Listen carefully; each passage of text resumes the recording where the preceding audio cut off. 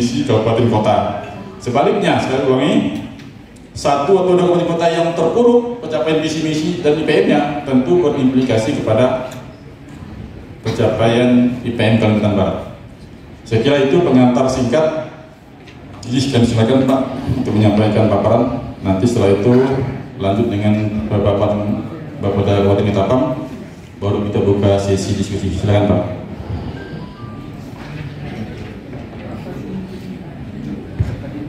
Baik Pak Moderator. Assalamualaikum warahmatullahi wabarakatuh. Yang saya hormati Pak Ato, terima kasih. Yang saya hormati Bapak Ibu sekalian yang hadir di ruangan ini. Baik, perkenalkan saya Surahmat Darusman, fungsional rencana media di bidang ekonomi Bapeda Provinsi Kalimantan Barat.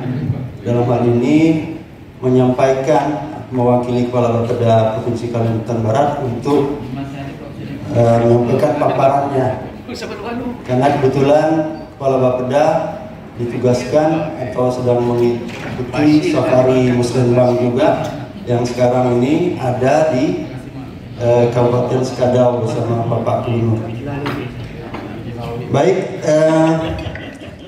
setelah mendengar tadi paparan dari atau arahan dari Bapak Wakil Bupati, kemudian Bapak Wakil Gubernur, memang IPM IPM di kita ini di Kayong ini, saya kira bukan cuma di Kayong ya, di Kalimantan Barat pada umumnya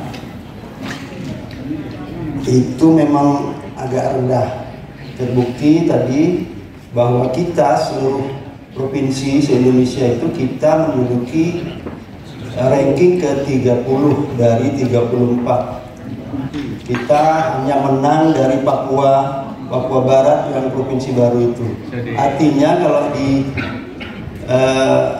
dikalkulasi kita tidak bergerak dari posisi yang paling bawah sebenarnya. Yang baru 4 provinsi masuk ini kan belum dihitung sebenarnya. Nah, ini permasalahan kita. Baik Bapak Ibu sekalian, saya akan menyampaikan tema RPD atau RKPD lah ya 2024-2026 Provinsi Kalimantan Barat, yaitu meningkatkan produktivitas masyarakat dan daya saing berketahanan dan berkelanjutan. Nah, ini memang tahapan pembangunan kita 2024 secara provinsi itu adalah peningkatan perekonomian dan daya saing daerah. Memang daya saing kita juga rendah karena yaitu IPM itu kita rendah. Lanjut. Nah, dari tema itu tentunya kita menyadari apa yang perlu kita evaluasi.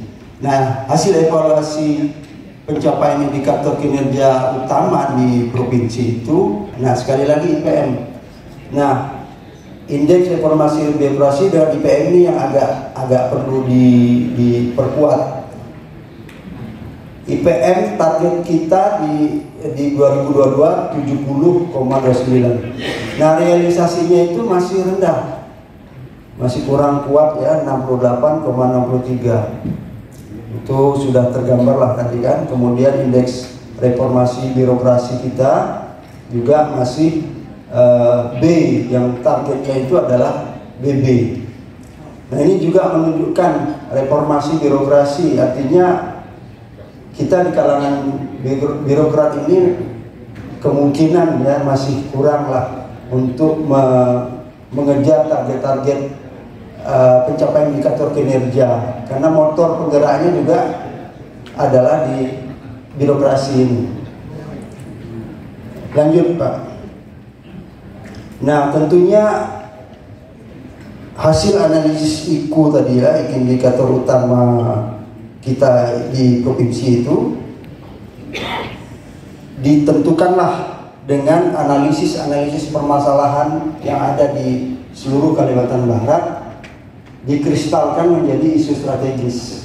Nah, isu strategis itulah ada 4 di sini, yaitu ketahanan ekonomi inklusif, sumber daya manusia yang berdaya saing, kemudian transformasi pelayanan publik, dan konektivitas, aksesibilitas infrastruktur. Nah, di ekonomi, ketahanan ekonomi inklusif itu PR kita itu yang di bawah itu. Ekspor kita belum memiliki nilai tambah. Ekspor itu masih ambil kemudian diangkut.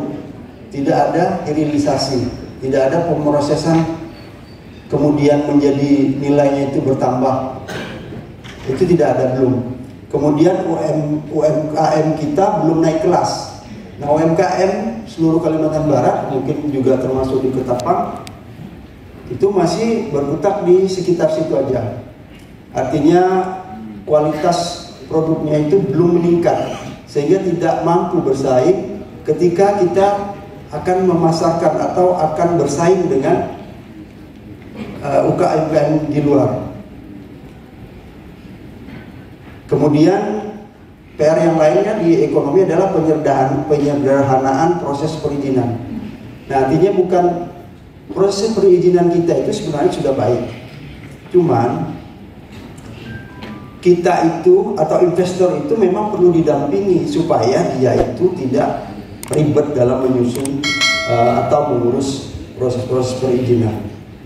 Nah, ini bagaimana, ini tantangan kita juga untuk supaya investasi besar itu bisa masuk. Memang sarannya memang penyederhanaan perizinan ini lebih kepada pendampingan terhadap investor-investor yang masuk, supaya lebih mudah untuk mengurusnya. Yang lain adalah optimalisasi produk daerah untuk pasar regional. Nah, ini karena kita di provinsi sudah sudah menetapkan juga bahwa tema kita itu adalah yang inklusif atau pembangunan yang hijau, pembangunan ekonomi hijau.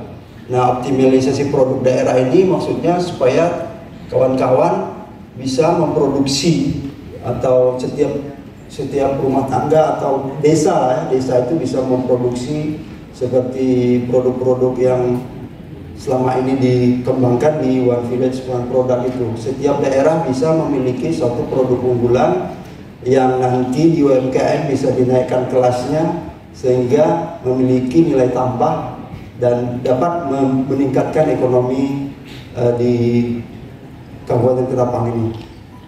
Kemudian di pembangunan sumber daya manusia, PR kita adalah IPM. Nah, ini IPM perlu dipacu. Betul kata Bapak Wakil Bupati tadi dan terutama Pak Wakil Gubernur, memang, dan saya juga sudah mengungkapkan tadi, kita di 30 masih rankingnya. Ini PR kita bersama. Nah, nanti mungkin di des-desnya itu bagaimana kita atau strategi-strategi apa yang membuat kita bisa meningkatkan IPM di khususnya di Kota Ketapang ini atau Kabupaten Ketapang ini. Kemudian perluasan cakupan perlindungan sosial ketenagakerjaan. Nah, ini kaitannya dengan IPM lagi ya Bapak Ibu. Kenapa? Karena begitu IPM-nya rendah, yang dibilang oleh Bapak Wakil Bupati tadi, bahwa rata-rata lama sekolah di Ketapang itu baru SMP, Pak ya.